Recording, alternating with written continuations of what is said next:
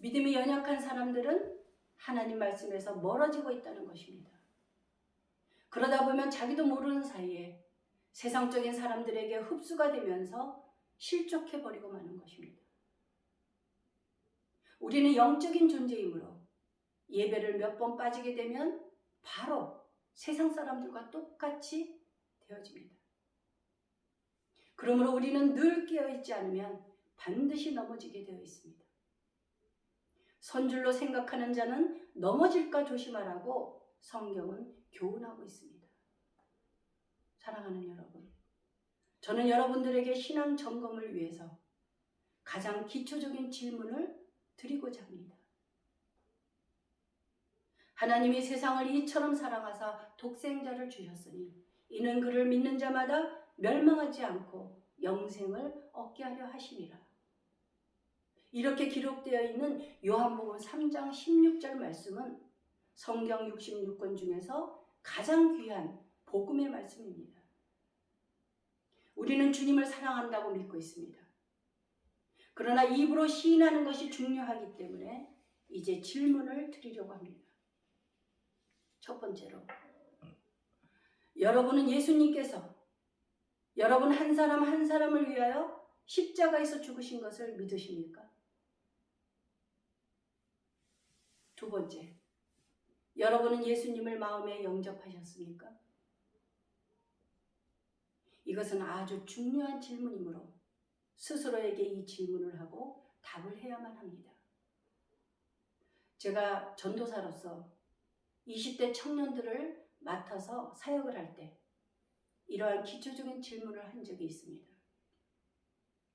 청년들을 양육하기 위해서 우선적으로 이 확인이 필요했던 것입니다. 그러나 세례를 받았음에도 불구하고 예수님을 마음에 영접했다는 대답을 하지 못하는 청년들이 있었다는 것입니다. 여기 계신 여러분들은 모두 예수님을 영접한 분들입니다. 그러므로 여러분들은 여러분의 마음에 주님이 함께 하신다는 믿음을 가지십시오.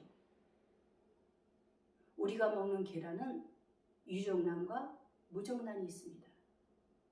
무정란은 아무리 품고 있어도 병아리가 생겨나지 않습니다. 닭이 유정란을 품을 때에 생명이 생겨나고 병아리가 생겨나는 것입니다. 예수님을 모시지 않는 인생이란 바로 무정란 인생이라는 것입니다. 우리가 예수님을 마음에 영접하면 예수님의 생명이 우리 마음속에 들어오시는 것입니다. 내가 예수님을 영접했는지 확인이 서지 않는다면 이렇게 기도해 보십시오.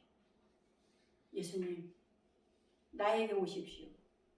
나에게 오셔서 나로 예수님을 사랑하는 사람으로 만들어 주십시오. 우리는 예수님을 영접한 후에도 매 순간 악한 영이 우리를 시험하고 넘어뜨리려 유혹합니다. 그러나 연약한 우리를 도우시는 분이 우리와 함께 계십니다. 우리는 하나님의 말씀을 계속 들어야만 우리의 영이 살아나고 세상에 흡수되지 않고 악한 영을 이겨나갈 수 있다는 것입니다. 요한복음 7장 38절에서 예수님께서 이렇게 외쳐 이르셨습니다. 누구든지 목마르거든 내게로 와서 마시라. 나를 믿는 자는 성경에 이른 것 같이 그 배에서 생수의 강이 흘러나오리라. 저는 이 말씀을 예배 드리는 중에 실제로 제 몸으로 체험했습니다. 저는 제 뱃속이 그렇게 깊은 줄 몰랐습니다. 저의 뱃속 깊은 곳에서 생수가 폭포같이 솟아오르는 체험을 실제로 했던 것입니다. 생수가 무엇인지도 모르고 그저 생수라고 하는 것이 제 깊은 속에서 솟아오르는 것을 체험한 후에 나중에야 성경을 통해서 알게 되었습니다. 여러분은 예수님을 영접하는 그 순간부터 하나님의 자녀가 되었고 성령이 함께 하신다는 것을 기억하셔야 합니다. 요한복음 1장 12절에서 영접하는 자, 곧 그 이름을 믿는 자들에게는 하나님의 자녀가 되는 권세를 주셨으니 그러므로 사람이 마음으로 믿어 의에 이르고 입으로 시인하여 구원에 이른다고 성경은 말씀합니다. 왜 예수님을 믿어야만 구원을 받는가 하는 그 답이 사도행전 4장 12절에 기록되어 있습니다. 다른 이로서는 구원을 받을 수 없나니 천하 사람 중에 구원을 받을 만한 다른 이름을 우리에게 주신 일이 없음이라고 분명히 말씀하셨습니다. 오늘 본문 시편 22편은 바로 그 메시아의 순환을 예언한 시로서 메시아 시편이라고 말합니다. 본 시편의 해석에 의하면 예수님의 순환과 부활 사건은 온 세상이 주의 다스리심을 믿도록 부르는 초청이라고 하는 것입니다. 또한 주님께 삶을 맡기고 사는 사람들에게 예수님의 고난과 부활이 결국은 하나님의 다스리심이라는 가르침을 제시하고 있다는 것입니다. 우리들은 대통령 선거를 앞두고 가족끼리 후보를 어느 곳에다 투표할 것인가 의견들이 분분하고 있습니다. 하나님께서는 이 또한 누가 선택되든지 역사를 주관하시고 이 나라와 이 민족을 이끌어 가실 것입니다. 그러므로 누구를 뽑느냐에 너무 예민해지지 말자는 것입니다.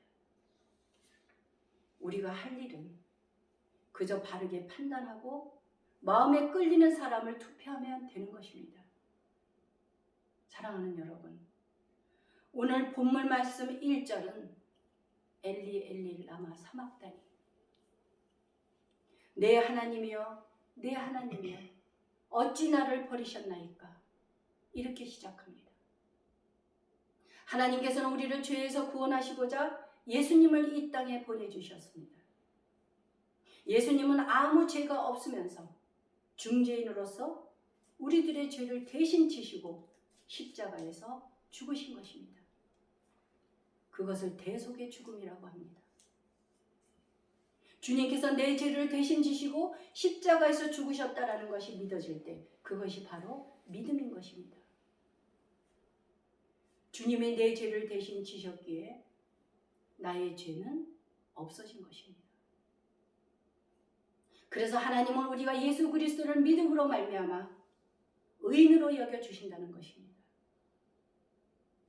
어느 목사님께서 십자가의 사건을 아주 적절한 예화로 말씀하는 걸 들었습니다.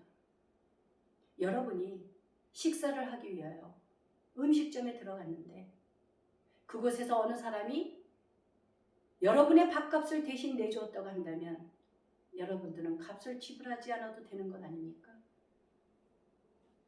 어느 누군가가 내 식사값을 대신 내주었기 때문에 나는 그 값을 치르지 않아도 그 집을 자유롭게 나올 수 있다는 것입니다. 이것이 바로 예수님이 우리 죄를 대신 지시고 십자가에서 달려 돌아가신 사건과 같은 것입니다. 십자가는 로마 시대에 정치범들을 매단 형틀로서 가장 참혹하고 잔인한 죽음을 맞이하게 되는 것이었습니다. 훗날 그리스도교가 로마에 전파된 이래 십자가를 사형 도구로 삼는 일은 폐지되었다고 합니다. 도리어 그것은 우리들에게 인류 구원을 위한 희생의 제단으로서 죽음과 지옥에 대한 승리의 상징이 되었다는 것입니다. 예수님께서는 십자가에 달려 들어가실 때 극심한 고통 속에서 이렇게 부르짖으셨습니다. 엘리 엘리 라마 사박다니. 이를 번역하면 나의 하나님 나의 하나님 어찌하여 나를 버리셨나이까 하는 뜻이야. 이렇게 마가복음 15장 34절에 기록하고 있습니다. 예수님은 하나님으로부터 단절되는 고독과 소외감을 체험하면서 절규하셨습니다. 예수님께서 십자가에서 돌아가실 때 7가지 말씀을 하셨는데 그것을 가상칠언이라고 합니다. 그 하나를 오늘 본문 시편 22편에서 인용하고 있는 것입니다. 예수님은 온전한 신이시자 온전한 인간이셨습니다. 그러므로 십자가의 고통은 온전한 인간으로서 겪으신 아픔이었습니다. 그러나 예수님은 회의에 빠진 채 죽으신 것이 아닙니다. 끝까지 가장 깊은 정도의 버림받은 가운데에서도 그의 하나님을 의지하는 자세로 돌아가셨습니다. 처절한 고통 속에서도 예수님은 끝까지 하나님을 신뢰하셨던 것입니다. 그러므로 죽음을 이기고 부활의 영광을 얻으셨습니다. 금세기 최고의 설교가이신 마틴 로이드 존스 목사님은 십자가를 이렇게 적고 있습니다. 케네디 대통령의 죽음이 비극적인 것이었다면 십자가상에서 죽임당하신 그리스도의 죽음은 영광스러운 사건이었습니다. 세상의 소망은 오직 그리스도 안에서만이 발견될 수 있습니다. 단순한 한 인간의 죽음은 절망을 불러일으켰지만 예수 그리스도의 죽음은 생명을 소생시켰습니다.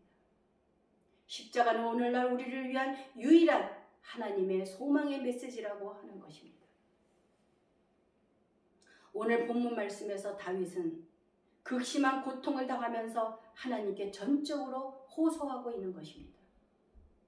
이 탄식의 저변에는 하나님만이 나를 버리지 않는다는 신뢰가 짙게 깔려 있다는 것입니다.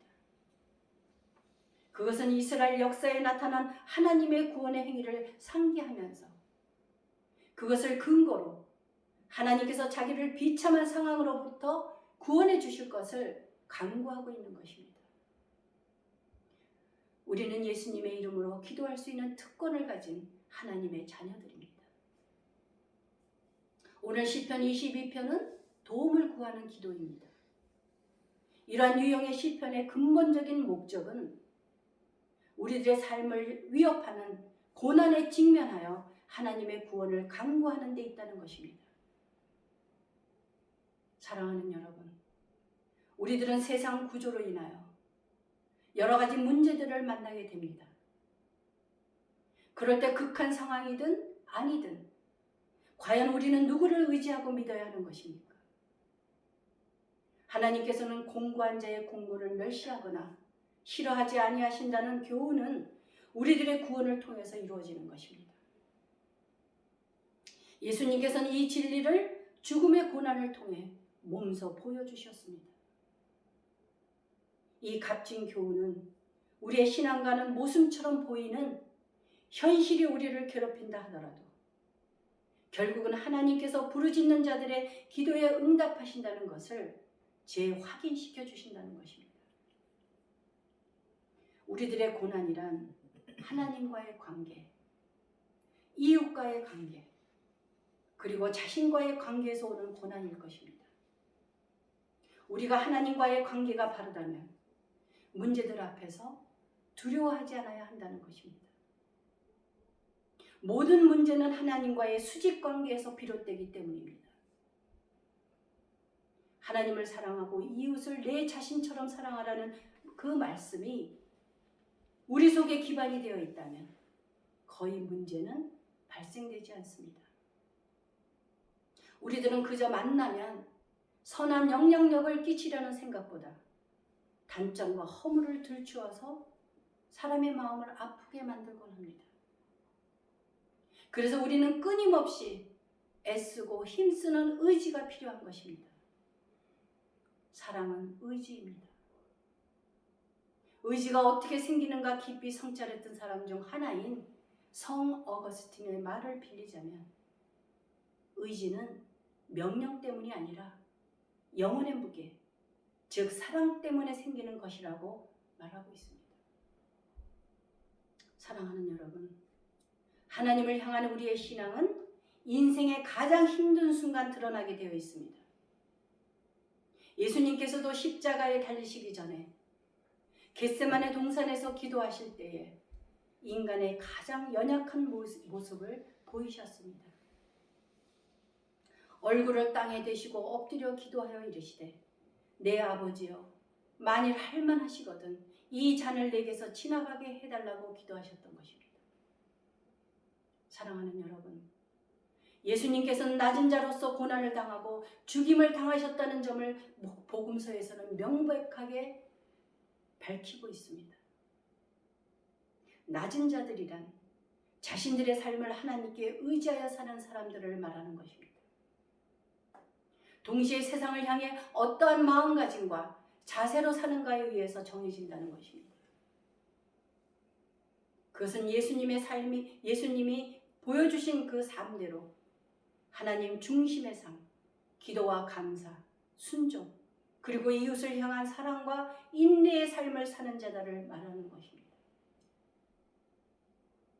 예수님은 십자가에서 죽으시고 3일 만에 무덤에서 부활하셨습니다. 그의 부활은 우리들에게 죽음조차도 하나님의 다스리심 아래에 놓여 있다는 것을 상징하는 것입니다. 이것이 바로 모든 인류가 가지는 궁극적인 관심에 대한 좋은 소식인 것입니다. 우리는 매 순간 구원받은 자로서 새로운 믿음의 결단이 필요한 것입니다. 구원을 받는다는 것은 여러분과 저의 죄악들이 용서를 받게 되었다는 의미인 것입니다.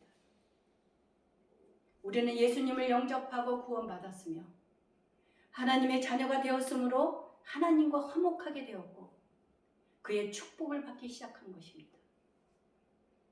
그러므로 어떠한 환경이 주어질지라도 죽음에 대한 공포도 심판에 대한 두려움도 가질 필요가 없다는 것입니다. 사랑하는 여러분, 세상에서는 너희가 환난을 당하나 담대하라. 내가 세상을 이기었노라. 예수님이 말씀하셨습니다. 예수님을 믿는 우리 또한 세상을 이기도록 주님께서 도와주실 것입니다. 기도하시겠습니다.